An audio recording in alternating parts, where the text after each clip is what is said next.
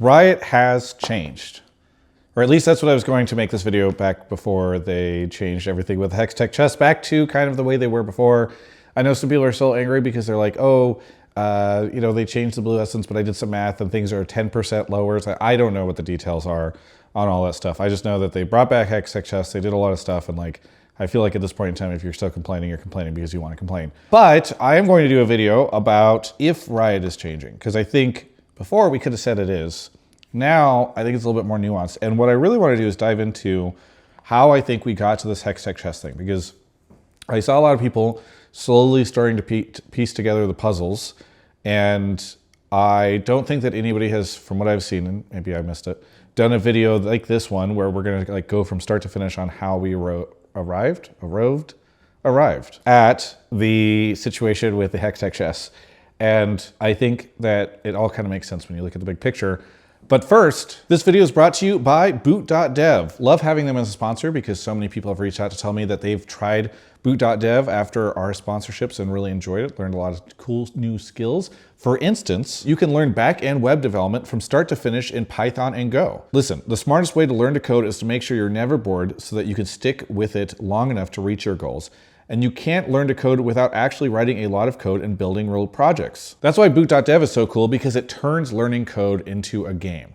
For instance, you can earn XP, levels, achievements, and complete quests to get a top spot on the global leaderboard. And if you ever struggle to understand a concept, Boots, a powerful bear wizard that's been trained on each lesson, can walk you through your issues. He's an AI that will ask you questions to help you understand rather than hand you the answers. One of the things I love about boot.dev is that they never want a student to spend money on something that they feel is not helping them. That's why they offer a 30-day no questions asked refund policy and a free demo of every course and its interactive features. So go to boot.dev and use code TravisGafford to save 25% off your first year if you choose the annual plan. Thank you so much to boot.dev for sponsoring this video. All right, I want to be clear as we're going through this video that this is some speculation on my part, but also paired with some public information and some, things that I've heard from people in passing, some rumors and conversations I've had with different Riot people over time. So I'm not trying to assert anything here from a legal standpoint or whatever. You guys can take this all how you decide to, but I think it'll kind of make sense as I paint this picture.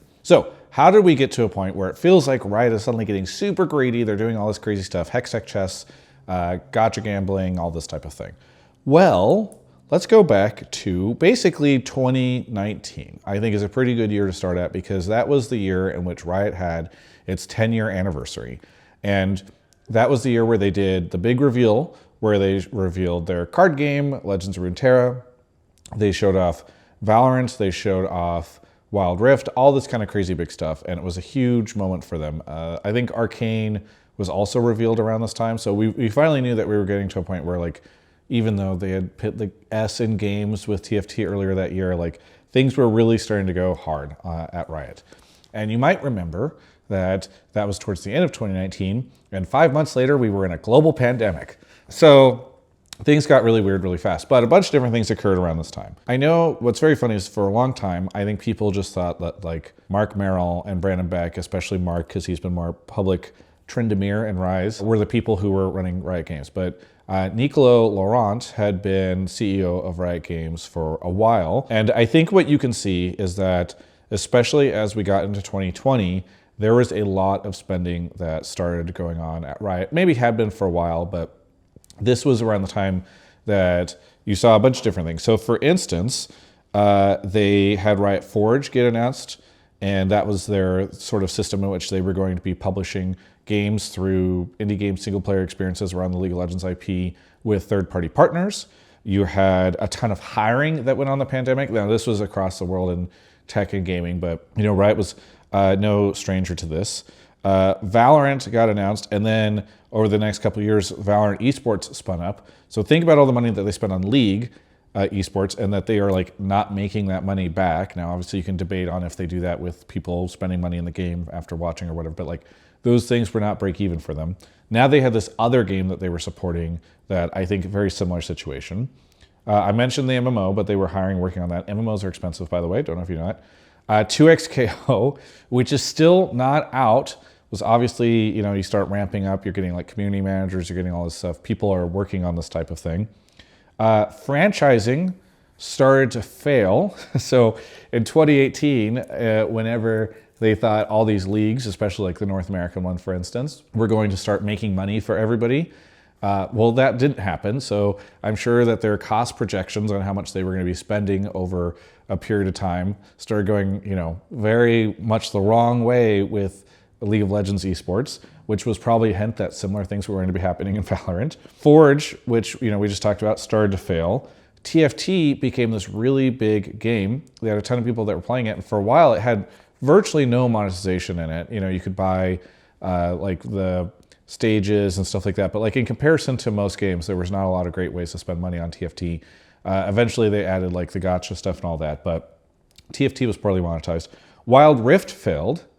Legends of Runeterra failed. So I'm kind of like taking you through both from 2019 when this thing launched to like, let's say around like 2023. Like all this stuff happened over the course of about 3 or 4 years. Arcane came out, but did not have that much money. Like it was not a huge money maker. I think it mostly lost money for them, right? And the marketing campaigns for that was crazy. So was it the Burj Khalifa? Is that the name of the big, whatever. Drew will find footage of the big skyscraper that they were like projecting the Arcane stuff on. They spent a ton of money on the Arcane Season 1 event. And then the spending started to drop off from players. Well, I should say in the pandemic, you had all these people that were spending all this money because they were all at home. The government, in some cases, was like giving them money and they weren't doing anything else. And so you can imagine that a lot of people were spending money on League of Legends during that time. Maybe they weren't doing that as much later on. And again, that kind of happened across the world in games, right? Games kind of popped off because people were all stuck at home. So what you have is in 2019, because I know a lot of people might not know how sort of corporate projections work, but like you're making projections. Here's how much money we expect to spend over the next 3 to 5 years. Here's how much money we expect to make over the next 3 to 5 years. And if you're Riot, you're saying, well, we're probably going to launch 2XKO during this time. Esports is going to start to become sustainable. We'll probably make a bunch of money off this Arcane thing, so we'll be break even there. Legends or Runeterra, you have Riot Forge, you have all these expectations that all these things are going to make you a ton of money. Maybe you expect that like, oh, that's the other thing. The MMO got reset during this period of time, right? They went back to square zero. So if you thought, hey, MMO will come out, 2026 or 2027, now you're like, oh, okay, this thing might not be coming out until like, 2030.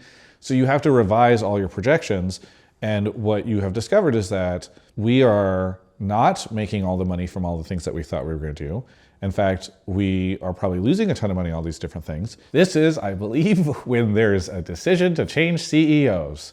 So it was announced in 23, I think maybe like May of 23, that somewhere around there, that Nicolo would be leaving Riot Games to step into, I think like an advisory position or something. I think still affiliated with them for a while. I don't know if he is at the moment. And that Dylan would be coming over. So Dylan was a person who I think nobody even knew about until everyone started posting his picture in the last couple of weeks around the Hextech Chef stuff. But he had been at Riot since 2011. So he came in as CFO. He eventually added, I think he was the CFO and COO starting in 2014. He was like a president of the company or part of their like enterprise arm for a while. And then eventually he comes in September 2023 to replace Nicolo. And he had worked at Goldman Sachs before he worked at Riot. Like he's like a numbers and money guy. And I remember saying, I got lunch with a Riot person, buddy of mine. Buddy, I don't know, acquaintance, I don't know where I'm at with this guy. Regardless, we got lunch and I was like, hey, I do think that they're bringing in the money guy, the numbers guy. So I expect things will change. And the person at the time was like, I would say that for like other people, but I think this guy really knows what makes Riot Riot, and you don't have to worry too much about it. I was like, okay, we'll see what happens. Well, as many people have been making Reddit threads about, a lot changed during this time. Now, when you look at these Reddit threads or like Twitter posts or whatever, it's like things that Dylan has done since he came in. He did all these layoffs. There's been a ton of esports pullback. They've consolidated, well, this is not in there, but like I also know that they've consolidated a ton of stuff. So for instance, John Needham, who used to run esports, now also runs publishing separately. Previously, there were 2 executives doing that. Now there's like 1. They canceled Riot Forge. People were upset about Arcane Season 2 or whatever, ending, they were feeling like it got rushed or whatever. And then obviously there's all this like monetization changes that they made around like gacha and removing Hextech chess and all these different types of things. From what I understand, I've talked to people who basically knew that there were going to be some pretty big changes at the end of the year of 2023 because it became somewhat pretty decent internal knowledge, for many people at least, that the company was no longer trending in a positive direction in relation to the amount of money that they were spending, right? Again, all these things started to fall apart. I'm not going to celebrate layoffs. I'm not going to celebrate Riot removing Hextech chess or whatever, but I do think that it is important for people to understand that when Paul Beleza says, or maybe it was Andre Van Roon, in their video that they're addressing to the audience that like, hey, this stuff was unsustainable. Obviously they're talking about Hextech chess, but I think everything they were doing was unsustainable, right? They were spending so much money. And so this is kind of what happened, is they're like, oh no, we are fucked. And they made all these changes. And I don't think, as much as people want to get angry about these changes, like, look, people could say, well, you should cut the CEO's pay and then maybe you could afford to do all of this stuff. And I agree that executive pay is dramatically over the top in the US and I guess in the West in general. But I don't think that like shaving off a couple mil from somebody's executive payments, we're going to like stop them from having to do all these different things that they were losing too much money on or whatever. And maybe it could have had less layoffs. I'm not saying they shouldn't have done it, but like I'm trying to paint the picture to all of you that like they were, I think, from the outside, not knowing their books, pretty screwed. And it's not that difficult to understand why when you think about all the big bets they made that didn't pan off. I mean, 2XKO is still not out at this point in time. That game has been in development since they acquired the game studio for it 8 years ago, which is crazy for a fighting game. I think that that is kind of how we got here. Now, somebody reached out to me when the first, sort of pushback from the community was going on with Hextech chess.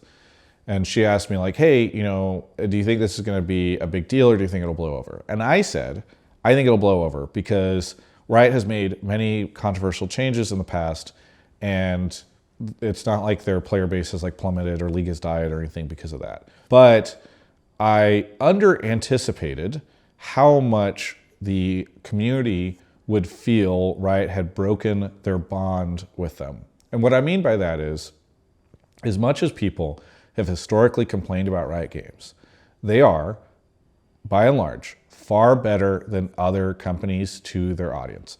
Their ethos is like, hey, we put players first. They care a lot about their relationship with players. And as much as people want to ignore it, there have been many times over the years that they have done something that was maybe not beneficial for them, but was beneficial for the community because they felt like they could get their players to trust them more. Like, the Hextech chess, I think, which I sort of started to go like, guys, I don't think Hextech chess are a human right. And I got a ton of pushback from people. I think what I did not realize at the time or remember is that the community is often really bad about explaining why they are angry. And I saw so many people go all in on the Hextech chess stuff because it's such an easy thing for them to pin their frustrations. And what I didn't realize at the time was that this was actually kind of a dam breaking in terms of all the frustrations that people were having with all of these changes we were just talking about. So things like the cancellation of Forge probably frustrated some people. Things like the pullback on esports obviously frustrated many people, like myself. Things like the gacha stuff that's all coming into the client and the way that it's so front-facing. All of these different things were all things that made people feel like Riot Games was becoming like an EA. And that was, I think, where all of this actually went down. And I likely failed in my response to the stuff because on Hotline League, I kind of pushed back on the Hextech chess frustrations. And what I should have done is done a video like this where I go, okay, let's zoom out and get the macro view on what is actually happening here and why people might be frustrated and probably why they should be. Because I think for a long time, people, again, as much as they complain because they're like, oh, my champion got nerfed, or I'm frustrated about this, or I don't like this. Like, people have trusted this company to be better than most of the other companies that they have to invest their time and energy to. And Riot had started to break that trust. Now, I've seen, as we wrap this up, a couple different responses to Hextech chess coming back. So one, you have some people who, again, I think just want to be angry, and they're finding the little nitpick things on, oh yes, well, you lowered the blue essence stuff, but I have to do this instead to get the Hextech chess or something. I think that those people just kind of want to be angry. I've seen some people who think that this petition to remove Dylan as the CEO of the company was the thing that did it. And I'm like, guys, I know that it's up to like 50,000 signatures now or something. I think at the time it was probably at like 20K or something. I don't know the number, but it was much lower whenever the Hextech chess first stuff started coming out. This company has millions and millions and millions and millions of customers. Your fucking petition was not the thing that made them change a huge amount of stuff. I'm sorry. I'm not even saying that like people shouldn't do those types of things, because I do think like doing a lot of these different things raises awareness of how frustrated people are. But the people who are like, we need to get more signatures so that we can get even more changes going. It's like, guys, that's just not going to happen. Like, they have so many players, and these types of petitions are not the thing that changes the mind of them. There are things like seeing mass unrest, probably people logging into League of Legends less. I mean, I do think that as all this frustration and hostility was going, people probably, I would imagine, this is speculative, played less, because you're just less excited about a game whenever you have more negative feelings to it. You're less excited about a brand, et cetera, when you have negative feelings to it. You just feel less drawn to it. So I think stuff like that was probably more meaningful. And then the last thing I just wanted to say is, like, I have seen some people say, well, they said that Hextech chests were unsustainable, and so now that they brought them back, I guess we'll see the company fail. Look, if their data suggested that the more Hextech chests people open and the more free skins and stuff that they get through that, the less they are willing to spend, then I understand why, whenever everything is moving to the red, they said not sustainable. Because they're like, we got to figure out a way to get people to spend more money on this game and like less people playing it for free. Because if everybody's playing the game for free, then we can't afford to keep the game open. I also want to point out that when they say unsustainable, it can mean unsustainable under what we're doing right now.